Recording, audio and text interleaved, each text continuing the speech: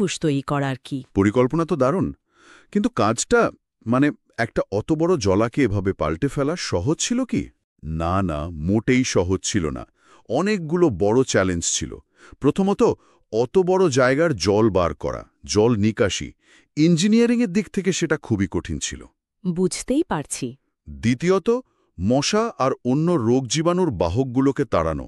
আর তৃতীয়, যেটা খুব সেনসিটিভ বিষয় ছিল, সেটা হলো ওখানে যারা থাকতেন আগে থেকে, সেই স্থানীয় মানুষজন তাদের পুনর্বাসন। ও হ্যাঁ, এটাও তো একটা বড় ব্যাপার।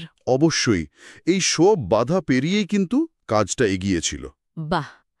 তারপর কিভাবে আজকের চেহারাটা পেল? 1930-এর দশকে আসল কাজটা শুরু হলো। মাটি কেটে লেক তৈরি হলো, যার জলের অংশটাই প্রায় 73 একর। ৭৩ একর, বিশাল। হ্যাঁ, আর তার চারপাশে হাঁটার পথ, বাগান,